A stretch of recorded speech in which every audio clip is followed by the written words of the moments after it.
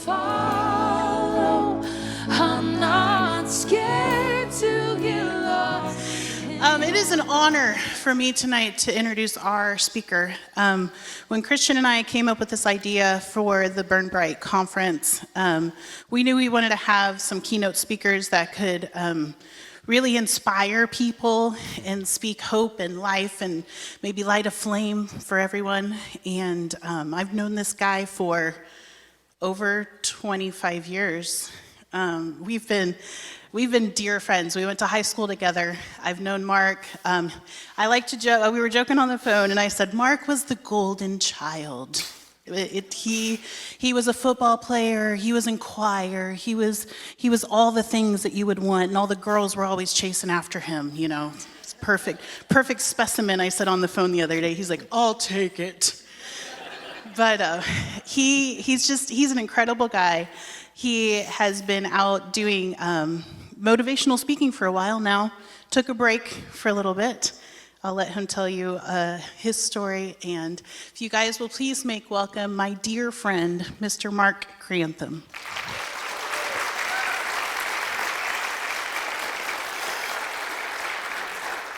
Well, thank you so much. Well, there's some volume. Thank you so much for allowing me to come speak tonight. I should say thank you for, Casey, for allowing me to come speak. I mean, you know me. I don't know. That could have been bad. It is an honor. Anytime I get an opportunity to speak in any setting, I don't take it for granted. It is a gift, and that is something I never want to again, kind of sail through. It's important to me to not do that. So I'm here tonight to talk about a couple things. And now I've spoken, like I said, in different venues, different settings. And I would say that the biggest thing that I always go into any setting, whether it's a sacred or a secular one, is that God knows what he wants to say.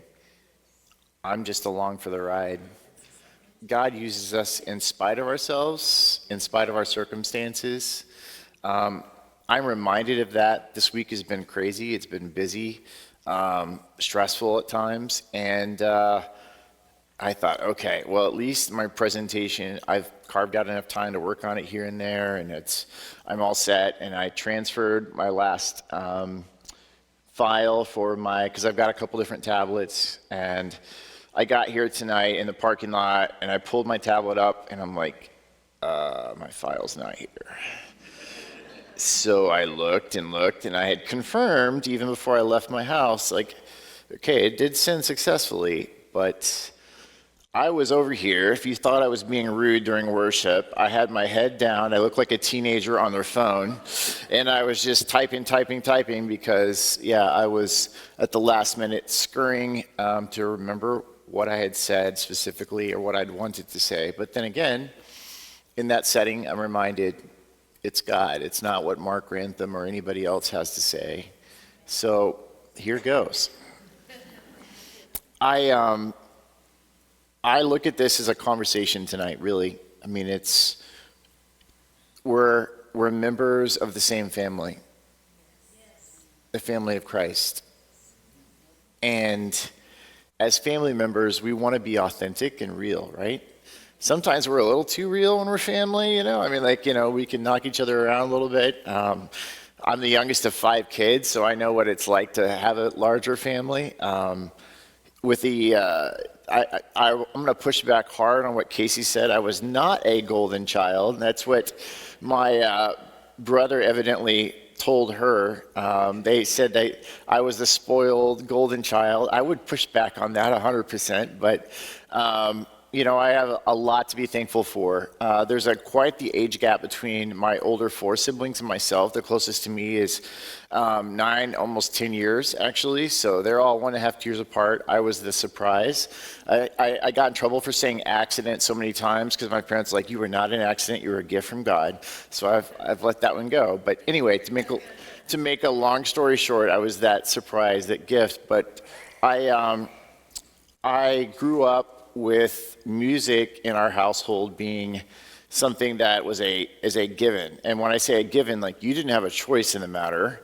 You had to play piano, no choice there, but you did have somewhat of a choice because you played a second instrument that was of your own choosing. So because I had only one brother, I had 3 sisters, 1 brother, I wanted to be like my big brother, so I chose trumpet. So trumpet and piano were my 2 instruments. Every day before school, after school, for 30 minutes on each instrument we played. It sounded like a circus in our house because it was a cacophony of sound bouncing all over the place. But it was fun. It was very fun and rewarding. I look back and I'm grateful.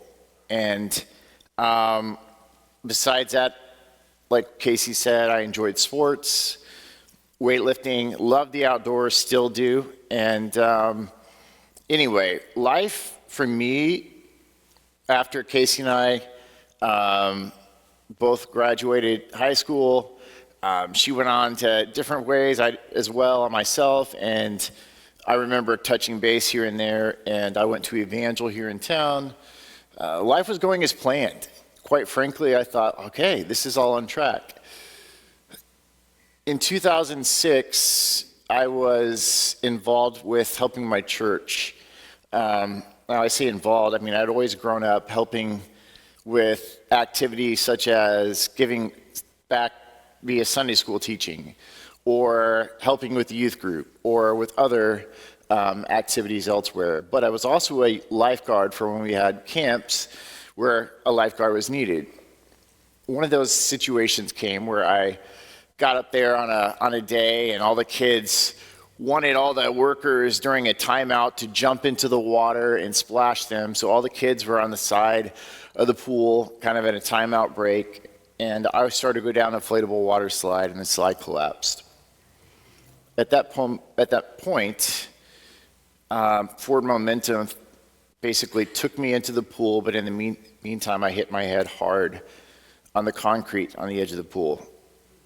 Now, instantly, I knew I had played sports, football especially, where occasionally, of course, we know now it's a bigger deal, but back then you got what was called a stinger, or sometimes where you just like, you freeze up momentarily and then you're okay. That's what it felt like for the first half second, but then it didn't go away. And for the next 10 seconds, I said, oh boy. But I didn't panic, and I held my breath. That in and of itself is a miracle. I hit my head hard enough to injure my spinal cord, specifically to break my neck at my C4, C5 area. And I was paralyzed instantly, but I knew, like, don't panic, don't breathe in water. Somebody's gonna see that you're gonna need help. So I did, but I could have been knocked unconscious. I could have easily taken in extra water. But here's where I say it is an answer to prayer already. Out of the 60 to, actually it was close to 80 people there that day, the only person who was trained specifically with how to deal with head and neck injury was me. So as soon as they brought me to the surface, I immediately told them I've injured my neck. And I had to direct my own care for the next 25 minutes until paramedics came.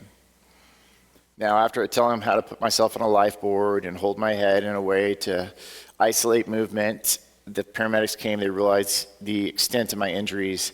They said, we can't even drive you. We're gonna have to call a separate helicopter. So a few minutes later, the helicopter showed up. I immediately went into Cox South Hospital in Springfield. And for the next few hours, I underwent a surgery to stabilize my neck and clean out the broken parts of the bone so that it wouldn't impact my spinal cord any further. I woke up later in ICU that night and just started to kind of feel what I could feel, use what I could use. Just a little aside for a moment. I am, like I just said, a C4, C5 injury. For those in the spinal cord injury world, that's significant because anytime you have an injury, it kind of shows or tells you what you can move, what you can't move. So just to clue you in, for those of you who aren't familiar, first and foremost, you can see I can't really open my fingers. Not really, I can't at all. So I can't use my fingers or thumb in a traditional manner. I also have some hand movement, but not others. So same with my arms. I have my biceps and my deltoids, but no triceps. So if I do this, I can't straighten my arm out. Paralyzed from the chest down. So this is it, what you're seeing here. The rest of me, not so much. Now, despite that, there's all kinds of, you could say, tactics, tricks, strategies to move. And so fortunately, I've been able to eventually, over time, learn how to do those. But the first few days and the first few months, I was in that hospital, both here in Springfield and then out in Denver, Colorado. I made the determination to keep going. Denver, Colorado. So let's talk about that. Craig Hospital is a spinal cord injury specialty hospital where people come there from all over the US and the world. It's fascinating. The whole time you're there, you're taught to utilize just so much, and they give you a crash course. They basically say, up to now, you have lived however many years in a working body. We are starting from square one. So it's like honestly learning to walk again, except obviously without walking again. And so we learned every activity of daily living. Every occupational therapist, every physical therapist, every tactic, every day it was and I kid you not, therapy started at 6:45 in the morning, and we worked until 6:45 at night. And I was exhausted, absolutely exhausted for 3 months. But my motivations were high, my excitement was high. I was going to say, God, we got this. We're a team. Let's do this together. Now, at that moment, was, again, determined. So and I'm just trying to think of the best way to articulate this to you tonight, was still in I'm a big, tough cream puff. I can do this. I'm going to be like working in the gym just like any others. But there's inevitably that point in our lives where physical circumstances, despite our best efforts, can become overwhelming. One of those things that spinal cord injuries do, at least the first few months, is they take whatever your body's at, whatever your you could say metabolism is probably the best way to say it, and they will take that into hyperdrive. Well, at the time, I was in the gym, I was in the weight room constantly. My metabolism was it was rocking. So we took that, and then we put it even higher. I could not stop losing weight. Time my accident, to the point about 7 months later, I lost 85 pounds. And I could not, my doctors told me things that doctors would never tell anybody. I kid you not, my friends were jealous. The doctors literally said, go to Andy's every day. Eat twice at Andy's a day. Like things you would never hear. But despite that, I couldn't stop losing weight. So my really low point within that first year or two was dropping all the way down to 106 pounds. And at that point, I looked like a prisoner of war. You could see every bone in my body. And I was so bony that I couldn't sit in a wheelchair for any more than 30 minutes at a time without severely just deteriorating or causing sores all over my body. Pressure points, essentially. And so I had to spend the majority of every day and every night laying flat in bed. And that's whenever the crushing weight of a 24-year-old going through what is supposed to be the most active part of their existence into this, where I looked out my window one day and I watched a 90-something-year-old with a walker going down the sidewalk, and I cried because I wished I could be that person. So that was a paradigm shift. And I felt powerless. For those of you who remember, 2006, or I should say when I was injured was June of 2006. The next January 2007, Springfield underwent a significant ice storm. The first actually of two. We had one in 2007 and one in 2008. And the first one, though, was definitely the worst of the two. And I was at my parents' house at the time, and we lost power for, it was actually 2.5 weeks.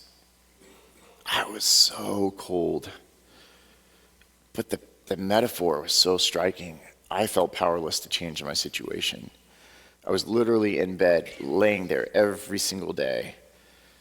And here we are without power in the house. And up to that point, I had not experienced sadness or anger, but I hit that wall. And I said, God, this is not something I feel like I can overcome. I'd always been an optimistic person. That's one thing I will always say, that people told me all my life, you're so patient, you're so optimistic. And I mean, maybe that's a gifting, but that is, at that point, something that was severely tested. The story that kept coming to me, though, was the one in Genesis regarding, Joseph. Joseph was at the prime of his life when he was sold into slavery. His world completely turned upside down at age 17 by his own family members. And we know that life got even more complicated and worse, because ultimately, he was put into prison. Not that slavery was not hard enough. And we don't think about the length of time. We know that part, right? That's a given. We learned that in Sunday school and when we were in elementary school. But he, at age 17, when he was put in there, just kept thinking, Lord, how can I use the gifts you've given me? And God used that. He recognized those gifts, and he continued to employ those. And that eventually helped him realize, okay, at least my new identity while I'm here is something that I can incorporate these gifts. Now, I'm going to put a quick little pause, because this is important.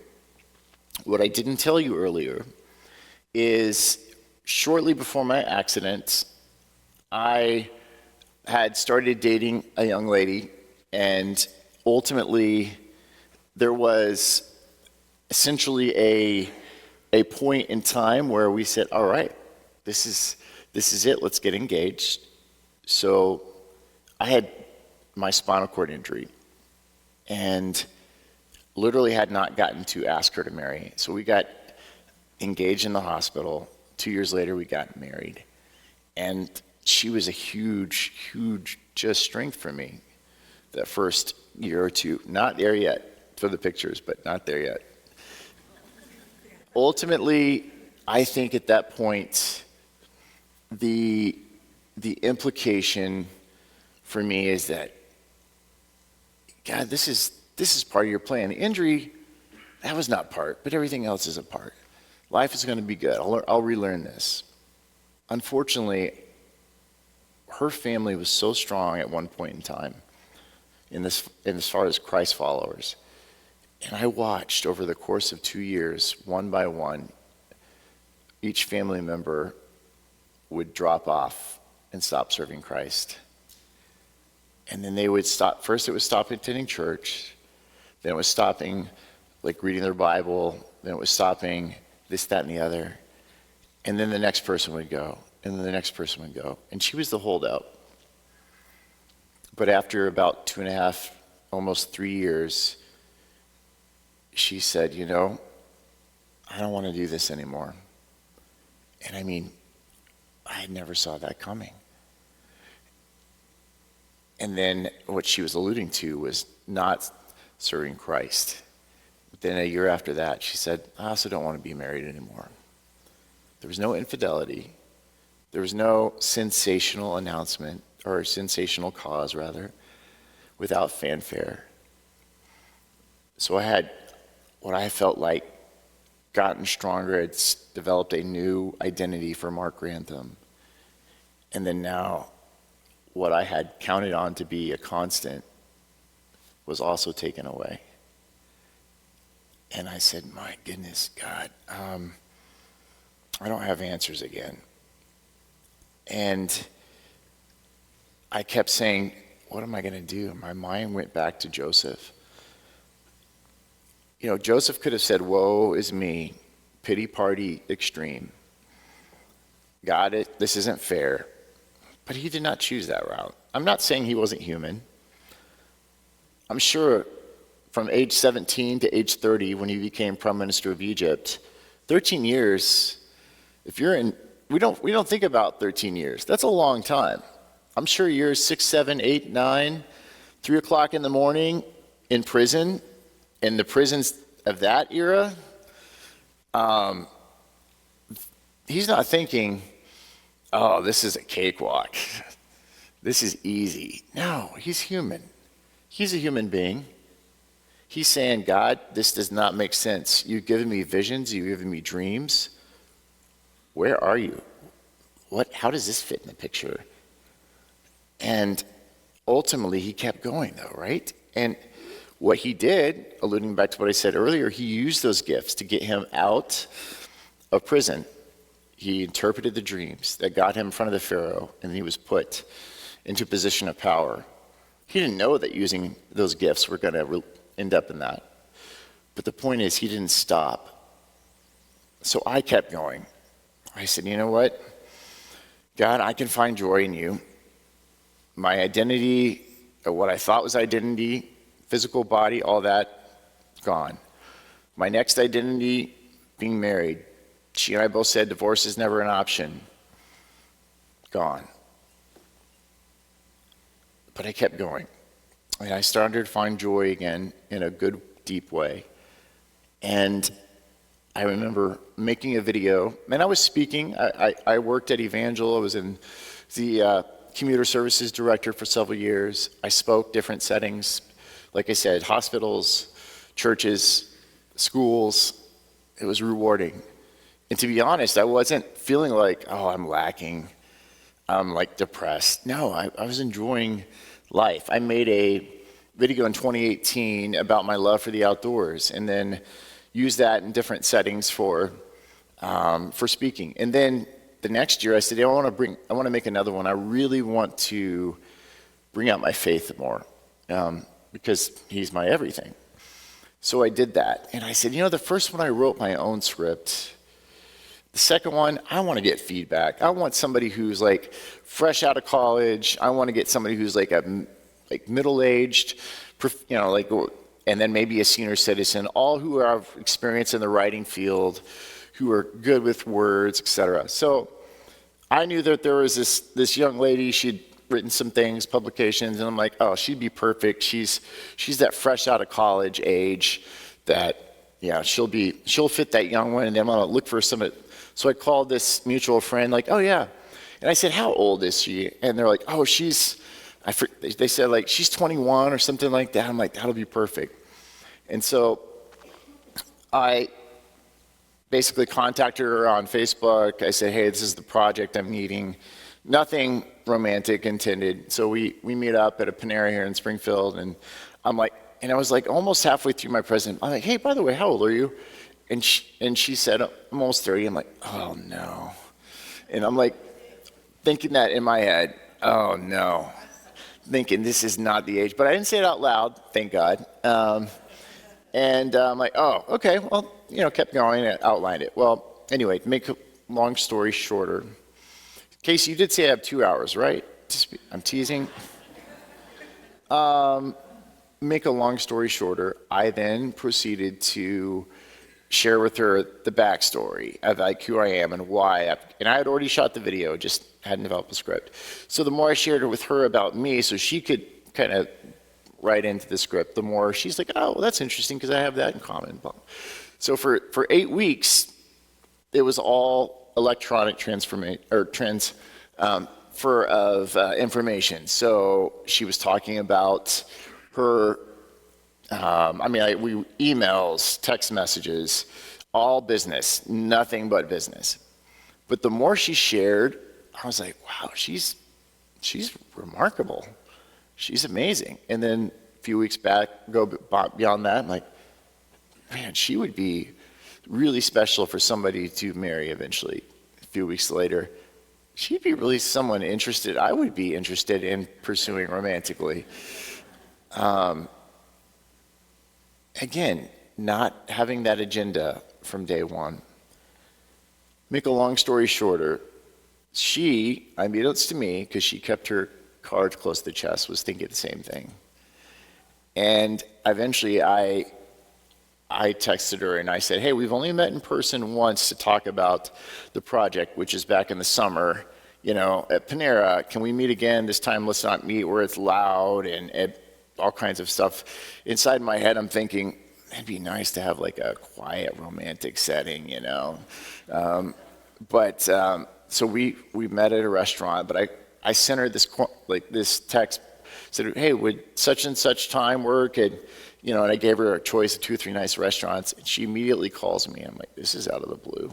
She doesn't call. We don't talk on the phone. And she said, Mark, is this a date? And I'm like, what? Yeah. Just like, I'm normally pretty articulate, pretty calm, cool, and collected. I was fumbling, mumbling, like, if you want it to be. I was just like, I was a goober on the phone at that point. But thankfully, she still showed up. And we had what was the most amazing first meal, even though we were literally going to still be talking. We didn't call it a date, but I remember at the end of that night, afterwards, after 3.5 hours of what can literally be said the most special night I'd ever experienced, I said, Renee, I still don't know if I'm going to call, I still don't feel comfortable to call this a date, but I will say this, that I would love to do this again with you. Now, she didn't reply that night. I was like, oh my goodness. She didn't reply the next morning. She waited until literally noon of the next day. And I'm like, oh. But then she said, I too really enjoyed it and I would love to do it again. What God then, and I say God, because I'm not somebody who uses sensational claims I'm pretty calm, cool, and collected when it comes to saying certain things, but God put into motion what could not be described as anything less than miraculous. I don't have time for every confirmation, ones that we weren't even searching, but just confirmation after confirmation. So much so that we said, man, there's no way we could not get married. It would almost be a sin not to get married. We were so in love, absolutely in love. So, and this is, throw a picture up and keep going to there we go. There she is, and there I am. The next one, if you don't mind, day of our wedding. I thought life was the pinnacle of just amazing. She said it. Every day we lived together in just a world that was just like, this is absolutely crazy. But we're both old enough at that point to know, like, there is a honeymoon stage, but this isn't it. And each day, each month, each year went by, it didn't slow down. It kept getting better and better. So much so that people said to us, you guys literally have a relationship that mirrors somebody who's been a couple that's been married for 40 or 50 years. And I said, I know. We said, we know. One of the things that Renee loved to do was to be active with young people of all ages. She loved every bit of the age spectrum, from little kids to seniors. In fact, she said growing up and even to the day, we met, she's like, some of my best friends are in their 70s and 80s. I'm like, that's awesome. And by the way, I love that you guys have corporate worship where you have all the ages together. I think that's awesome, and I encourage that. I love tomorrow, Casey was saying that you've got a breakout session where I think you've got 4 generations talking in the same session. I love that.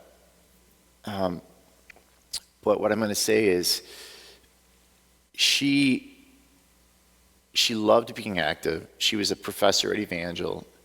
She loved, to say that she loved Christ was understatement. He was Lord of her life. She was a gifted writer and loved to write. In fact, I'll mention here a little later, but we just published her first book. She's been published in different ways, but don't want to get ahead of myself too much. On April 15th, 2024, she just gotten home from class, and she was a coach at New Covenant Academy for basically teaching, or coaching rather, track and cross country. And she gave me a big hug after teaching at Evangel, her class, and said, "Hey, before I go, I'm going to do a quick little exercise unit and bike ride." So I gave her a big hug and a kiss. And this is the same woman that literally every day comes home, and I work from the house now. I've been working from the house the last few years, working with investments and insurance. And she would always run out open the door and race in, "Best friend!" and just wrap her arms around me and me around her. She gave me one last hug like that, went out the door, and unfortunately was hit and killed while riding her bicycle that day.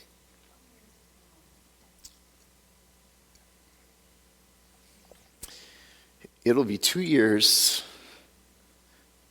this spring. This is the hardest thing I've ever gone through.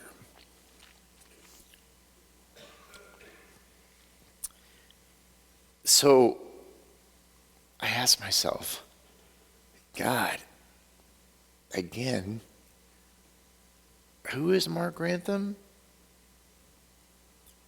What am I doing in this world? Why the pain? But I don't say that as in Mark Grantham alone. I ask that for anybody. I'm joined tonight by, and I've intentionally put off mentioning it. I wanted to introduce them right off the bat. That would have been my norm. But her parents are sitting right over here to my left. Excuse me, my parents, because they're my parents now. And I love them, but we want her to be still in her presence desperately. But yet we trust God. It's not easy. I'm still learning how to cope. It is an understatement for me to say here that it's been difficult. But I think the biggest thing I've learned by going through the different things I've gone through is there's never a moment of pain or grief or unplanned, quote, disasters, end quote, that we encounter that are too much for him or that catch him off guard. There is an understatement for us to say that God is good. He is so good. We live in an imperfect world. Not a 24-hour period goes by where we don't encounter some level of pain or suffering. We always just know it's going to happen, even if it's as minor as stubbing your toe when you get out of bed in the morning. A lot of times that pain will go away in a few minutes. Then there's other people too, by the way, that will complain that they did that at 8 o'clock in the morning, even though it's 4 hours later and the pain's away. You know, they're still talking about it, and you're like, really? But then there's others that pain doesn't go away. But this is where it's so key. Joy is not happiness. Happiness is fleeting. joy is so much deeper. It is so much deeper. There is a picture of Renee and I with hope. It's a sign written in the back there. I didn't say your names, Mom and Dad. This is Lou and Christine. Lou and Christine made that sign for us in the December of 2023, and that's whenever put that up there, and that's when that picture was taken. We quickly ran out there. It was actually kind of a quick little photo. The day we put it up, we were excited about it. It was meaningful to us, and we snapped it. And I look at that now, though, and I look and I say, it's really not me and my condition, good, bad, otherwise. It's not Renee in my life, good, bad, or otherwise. It doesn't matter who's in our life, what our life is like. What you see right there by itself, that is our determination. Everything else is bonuses. To call Renee a bonus it's not fitting, but you get what I'm getting at. Like, those are the things that matter. Our love and our hope is in him. I talked to so many people who've lost not just a spouse, but they've lost multiple family members at one time. Like, I'm not the worst story on this planet. Job had it so much worse than I do. I mean, like, absolutely. And yet, we make a decision. Now, sometimes we say we partner with God, and partnering sounds like, and thanks to our secular world, sounds like a 50-50, right? Sometimes the partnering is like, well, I'm partnering with the guy who's got a lot of money, so it actually feels like a 70-30 or whatever. But like, you'll see partnerships, I'm telling you, with God, it's never a 50-50. It's never a 70-30. It's never an 80-20. It's like, it's a 98.2, maybe. I mean, or 99.1, or 99.5 and 0.5. But I will say this, like, that's still a partnership. And hope is hope, but hope doesn't work without action. A glass half empty, half full, as cliche as it is, it's still absolutely 100% true. And that's a secular metaphor, right? But it is. I can look at that and say, like, that is half empty. Or I can say, God, I can't do X, Y, Z. The person that brought me the most joy I'd ever had in my life was not just taken, but traumatically taken. Their only child was taken. But my goodness, first and foremost, let me just say this. The fact that she is worshiping her Heavenly Father, that's a gift. And I'm so thrilled for that. If I can't have her in my life, they can't have her, like, who am I? Like, that's the ultimate gift. I always wanted the best for her. What more can I say? I miss her like crazy. But I mean, they're the same way. They're thrilled that she's where she's at. We look forward to meeting her one day again. But it's worshiping our Heavenly Father, which is what is paramount day in, day out here. Do I have a beautiful, colorful, glamorous, smooth way to end this? No, because life is not like that. Life is not the polished speech at the end of a graduation.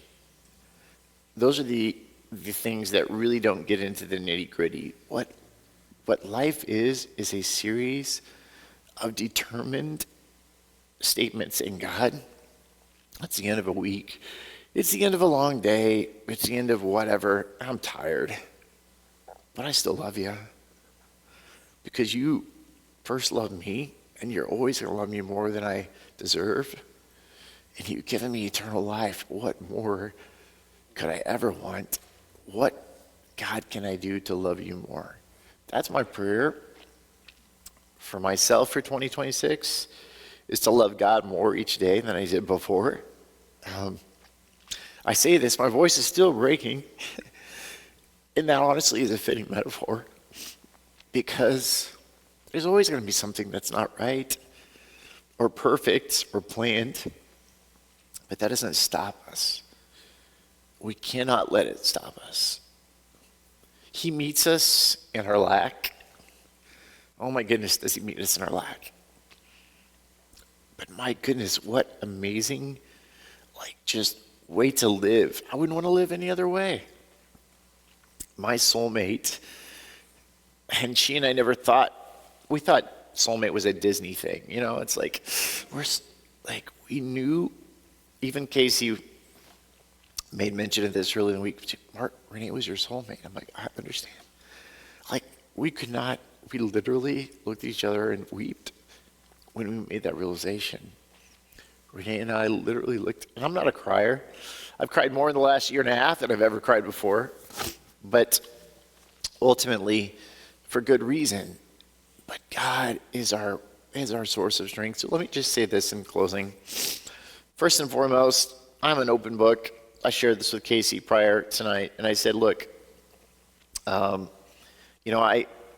happy to give my email. I'm happy to give my phone number. Don't blow it up at 3 in the morning. But as the body of Christ, no one's got it perfect. We all go through trials. We need to rally around each other. And I'm happy to share resources, happy to, whatever. But just know that first and foremost, and yes, worship team, feel free to come on up, that I'm there. So if you want to talk with me, one thing that within the first few hours of Renee's passing, everybody had always told her, you've got to write a book, because she was gifted. She was contracted for writing in many different publications. But we just made the announcement a week ago tomorrow, so not even a full week out, that it's on Amazon. And Renee Griffith Grantham, Effervescent is the title. And it's not just because I'm biased, but many, many, many people have said that her writing is just really, really, really, really good. And from a spiritual standpoint, it's so encouraging. So I recommend that. But beyond that, Lord, my prayer for each of us in this room and beyond is to dig in deep. Because if you haven't experienced pain yet, and I say that jokingly because I know all of you have, it's right around the corner. I speak to young people sometimes, and sometimes they really haven't, depending on the age. And I said it's inevitable, not to seem pessimistic, but it's going to come. And you have a choice to make at that point. What do you focus on? So let me just say that as a member of the body of Christ, I love you. God calls us to love one another. And Renee had such love for human beings. She was good. Being married to her was transformative.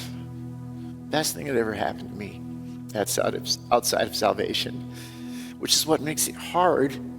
But my goodness, to think about what did happen, that's a gift. People have asked me, would you have still married her had you known day one? 1,000% yes. To know Christ and to love him despite what happens, 1,000% yes. I'm all in. It doesn't matter what happens to me. That's not what happens to me changes how I serve him. No, it doesn't. It shouldn't. So let that be your hope. Choose, because it is a partnership. And you may feel like there's been times where in the past I felt like it's 50-50, even though it wasn't. There's been times last 2 years where I'm like, God, I can't even give you 1% today, but I'm going to give you what I can. That's all you ask.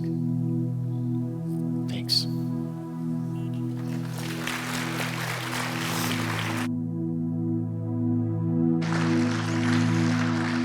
My friend, Mark Grantham.